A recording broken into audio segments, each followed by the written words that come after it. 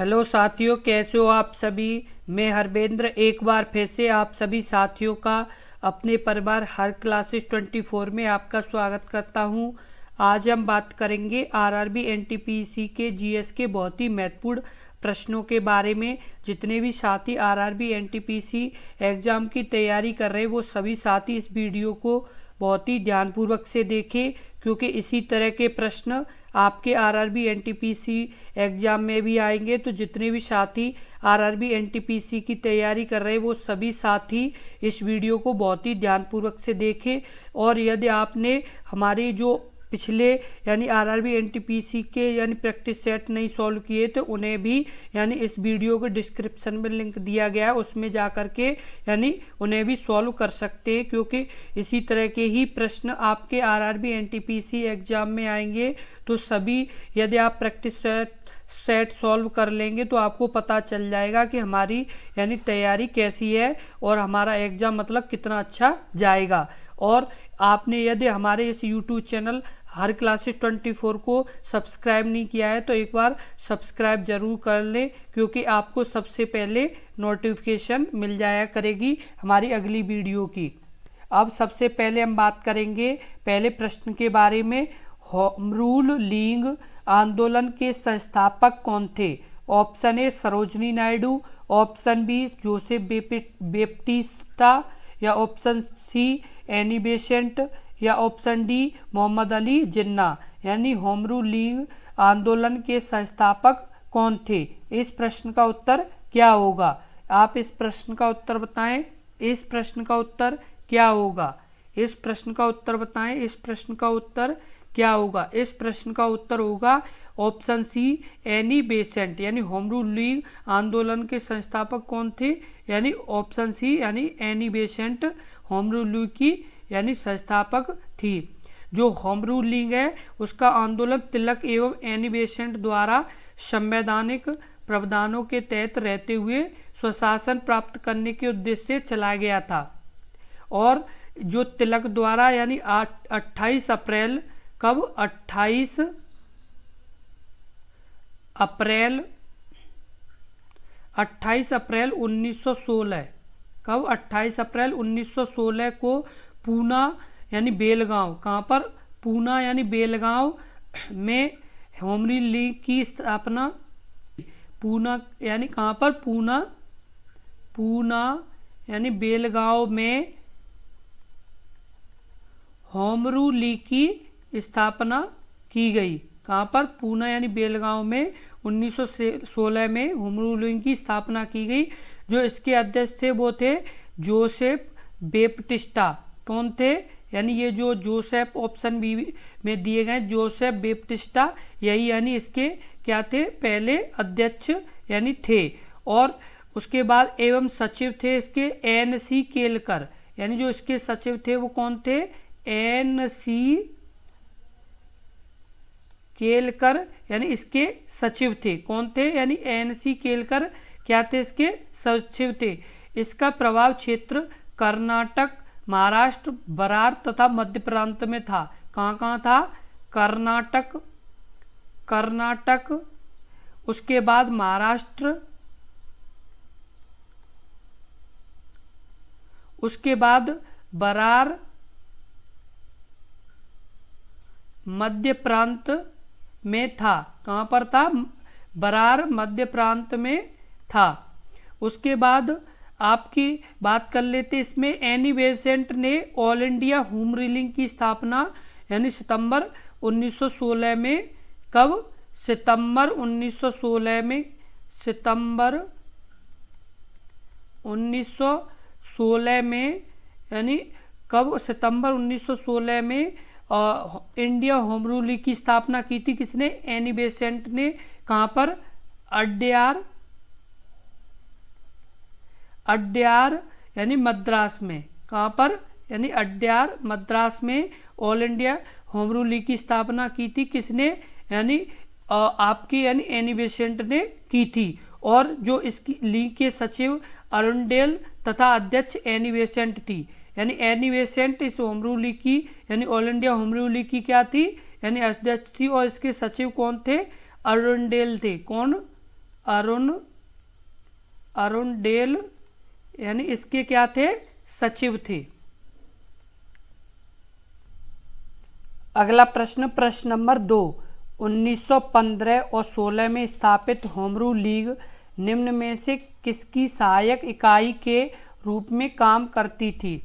इस प्रश्न का उत्तर क्या होगा, यानी 1915 में स्थापित होम रूल लीग निम्न में से किस की सहायक इकाई के रूप में काम करती थी। इस प्रश्न का उत्तर क्या है, option a Muslim League, option b आतंकवादियों की लीग, या ऑप्शन सी यानी भारतीय राष्ट्रीय कांग्रेस, या ऑप्शन डी यानी ब्रिटिश राज। इस प्रश्न का उत्तर क्या होगा, इस प्रश्न का उत्तर बताएं। इस प्रश्न का उत्तर क्या होगा, इस प्रश्न का उत्तर होगा ऑप्शन सी भारतीय राष्ट्रीय कांग्रेस। यानी होम रूल लीग निम्न में से किसकी सहायक इकाई के रूप में काम करती थी, यानी भारतीय राष्ट्रीय कांग्रेस की सहायक इकाई के रूप में यानी काम करती थी। इस उद्देश्य का यानी क्या, यानी आंदोलन, इस जो आंदोलन था इसका क्या यानी उद्देश्य था, स्वराज की प्राप्ति करना था। क्या था, स्वराज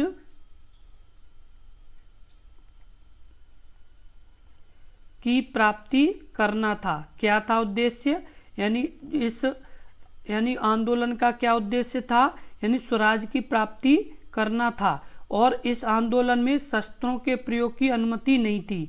किसकी नहीं थी, शस्त्रों के यानी प्रयोग की अनुमति नहीं थी। किस आंदोलन में, यानी इसी में होम रूल लीग आंदोलन में किसकी नहीं थी, शस्त्रों के प्रयोग की अनुमति नहीं थी। अगला प्रश्न, प्रश्न नंबर 3, फ्रंटियर गांधी के रूप में के नाम से किसे बुलाया जाता था। Option a Mahatma Gandhi, option b Khan Abdul Gaffar Khan, option c यानी राजगोपालचारी, या ऑप्शन डी लाला लाजपत राय। इस प्रश्न का उत्तर क्या होगा, आप इस प्रश्न का उत्तर बताएं। इस प्रश्न का उत्तर क्या होगा, इस प्रश्न का उत्तर होगा ऑप्शन बी खान अब्दुल गफ्फार खां। यानी फ्रंटियर गांधी के नाम से किसे बुलाया जाता था, इस प्रश्न का उत्तर सही होगा, यानी खान अब्दुल गफ्फार खां को फ्रंटियर गांधी के रूप में भी यानी बुलाया जाता था, क्योंकि गांधी जी के कट्टर अनुयायी होने के कारण ही उनके अनुयायियों ने उन्हें यह नाम दिया। इन्हें बच्चा खान तथा बादशाह खान भी कहा जाता है। और किस किस नाम से जाना जाता है इन्हें, बच्चा खान और बादशाह खान के नाम से भी इन्हें जाना जाता है। किन्हें, खान अब्दुल गफ्फार को किस किस नाम से, फ्रंटियर गांधी, बच्चा खान और बादशाह खान यानी नाम से जाना जाता है। क्योंकि इस तरह से भी यानी प्रश्न पूछे जा सकते, क्योंकि अभी जैसे आपसे फ्रंटियर गांधी के रूप में भी यानी प्रश्न पूछा गया, वैसे ही यानी बच्चा खान के नाम से किसे जाना जाता है या बादशाह खान के नाम से किसे जाना जाता है, ये बहुत ही महत्वपूर्ण प्रश्न है। अगला प्रश्न, प्रश्न नंबर 4, भारत में निम्नलिखित में से कौन से अधिकारी का चुनाव अनुपातिक प्रतिनिधित्व के आधार पर किया जाता है। ऑप्शन ए प्रधानमंत्री, ऑप्शन बी राज्यपाल, ऑप्शन सी राष्ट्रपति, ऑप्शन डी लोकसभा अध्यक्ष। इस प्रश्न का उत्तर क्या होगा, इस प्रश्न का उत्तर बताएं। इस प्रश्न का उत्तर क्या होगा, इस प्रश्न का उत्तर होगा ऑप्शन सी राष्ट्रपति। यानी किसका चुनाव, आधिकारिक चुनाव यानी अनुपातिक प्रतिनिधित्व के आधार पर किया जाता है, राष्ट्रपति का चुनाव किया जाता है। भारत में जो राष्ट्रपति है उनका चुनाव अनुपातिक यानी प्रतिनिधित्व के आधार पर और एकल संक्रमणीय, किस तरह की, यानी एकल संक्रमणीय पद्धति के आधार पर यानी किया जाता है। और इसका जो अनुच्छेद कितना 54 यानी अनुच्छेद 54 के अनुसार निर्वाचक गणों में संसद के दोनों सदनों के निर्वाचित सदस्य और राज्य विधानसभाओं के निर्वाचित सदस्य शामिल होते हैं। और दिल्ली एवं पांडिचेरी सहित कहाँ से, यानी आपके संसद के दोनों सदनों के सदस्य या निर्वाचित सदस्य और राज्य विधानसभाओं के निर्वाचित सदस्य शामिल होते हैं। और दिल्ली और पांडिचेरी के यानी सहित ये मतलब राष्ट्रपति को चुनते हैं। अगला प्रश्न, प्रश्न नंबर 5, भारतीय संविधान के अनुसार भारत के उपराष्ट्रपति का चुनाव है? ऑप्शन ए भारत के राष्ट्रपति द्वारा होता है, ऑप्शन बी यानी संसद के दोनों सदनों के सदस्यों द्वारा, या ऑप्शन सी राज्यसभा के सदस्यों द्वारा, या ऑप्शन डी भारत के प्रधानमंत्री द्वारा। इस प्रश्न का उत्तर क्या होगा? इस प्रश्न का उत्तर बताएं। इस प्रश्न का उत्तर क्या होगा? इस प्रश्न का उत्तर होगा ऑप्शन बी, संसद के दोनों सदनों के सदस्यों द्वारा। यानी भारत के संविधान के अनुसार यानी भारत के उपराष्ट्रपति का चुनाव कौन करते हैं? यानी संसद के दोनों सदनों के सदस्य यानी करते हैं। इसमें यानी अनुच्छेद 66, किसमें? अनुच्छेद 66 के अंतर्गत यानी उपराष्ट्रपति के लिए निर्वाचक मंडल में संसद के दोनों सदस्यों के निर्वाचित सदस्य शामिल होते हैं। यानी ये अनुच्छेद 66 में बताया गया है कि संसद के दोनों यानी सदस्यों के निर्वाचित सदस्य यानी शामिल होते हैं। उपराष्ट्रपति का चुनाव अनुपातिक प्रतिनिधित्व पद्धति के अनुसार एकल संक्रमणीय पद्धति द्वारा ही होता है। किस पद्धति द्वारा? एकल यानी संक्रमणीय पद्धति के द्वारा ही यानी उपराष्ट्रपति का भी चुनाव होता है। राष्ट्रपति का भी ऐसे ही होता है और उपराष्ट्रपति का भी ऐसे एकल संक्रमणीय यानी पद्धति के अनुसार होता है। अगला प्रश्न नंबर 6, राजस्थान में लगभग 93% आदिवासी महिलाएं सरपंच के पद के लिए चुनाव नहीं लड़ सकती हैं क्योंकि वे पर्याप्त रूप से शिक्षित नहीं। शिक्षा संबंधी आवश्यक योग्यता क्या है? ऑप्शन ए न्यूनतम योग्यता कक्षा 2 है, या ऑप्शन बी न्यूनतम योग्यता कक्षा 5 है, या ऑप्शन सी न्यूनतम योग्यता कक्षा 7 है, या ऑप्शन डी यानी न्यूनतम योग्यता कक्षा 10 है। इस प्रश्न का उत्तर क्या होगा? इस प्रश्न का उत्तर होगा ऑप्शन बी यानी न्यूनतम योग्यता कक्षा 5 है। यानी राजस्थान में यानी जो 93% जैसे आदिवासी जो महिलाएं हैं वो क्यों नहीं चुनाव लड़ सकती हैं? क्योंकि सबसे यानी मिनिमम यानी आपको यानी कक्षा 5 पास करना होगा, तभी आप मतलब सरपंच का चुनाव यानी लड़ सकती हैं। इसलिए यानी 93% आदिवासी महिलाएं सरपंच के पद का चुनाव नहीं लड़ सकती हैं। क्योंकि जैसे ये जो विधेयक लाया गया था वो आपका शिक्षा संबंधी आवश्यक योग्यता कक्षा 5 यानी पास होना अनिवार्य है। ऐसा राजस्थान पंचायत राज संशोधन यानी 2015 में, ये कब से लागू हुआ है?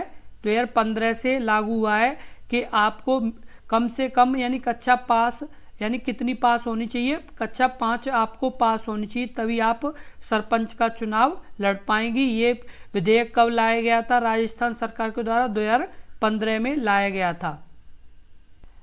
अगला प्रश्न है प्रश्न नंबर 7, किस अनुच्छेद के अनुसार वैध कारणों के आधार पर राज्यों में राष्ट्रपति शासन लागू किया जा सकता है? Option a 309, option b 372, option c 356, या ऑप्शन डी 370। इस प्रश्न का उत्तर क्या होगा? इस प्रश्न का उत्तर बताएं। इस प्रश्न का उत्तर क्या होगा? इस प्रश्न का उत्तर बताएं। इस प्रश्न का उत्तर होगा ऑप्शन सी यानी 356। यानी 300 यानी अनुच्छेद 356 के अनुसार यानी वैध कारणों के आधार पर यानी राज्यों में राष्ट्रपति शासन लागू किया जाता है। और जैसे 352, कौन सा? 352 किसके लिए लागू किया जाता है? 352 किया जाता है जैसे बाह्य आक्रमण, क्या? बाह्य यानी आक्रमण, बाह्य आक्रमण या सशस्त्र विद्रोह, क्या?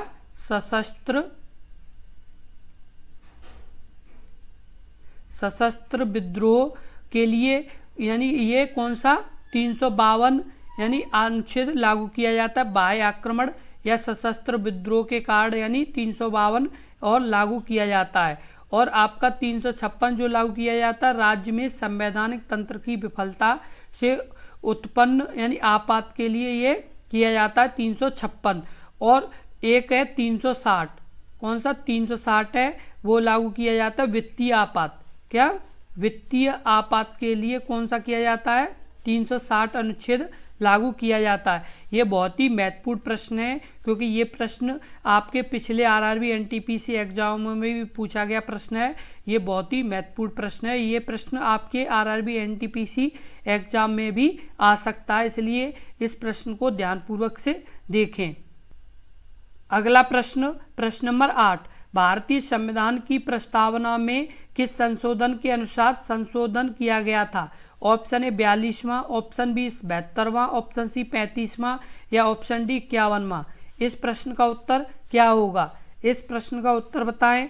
इस प्रश्न का उत्तर क्या होगा? इस प्रश्न का उत्तर होगा आपका ऑप्शन ए यानी 42वां। 42वां के द्वारा ही यानी प्रस्तावना में क्या किया गया था? संशोधन किया गया था। क्या किया गया था? यानी 42वें में ही ये संशोधन किया गया था यानी प्रस्तावना में।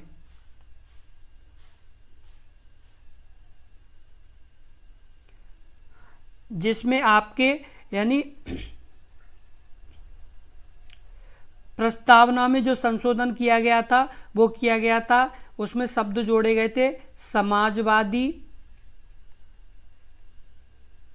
समाजवादी और आपका पंथ निरपेक्ष, पंथ निरपेक्ष और आपके यानी अखंडता। कौन सा? अखंडता।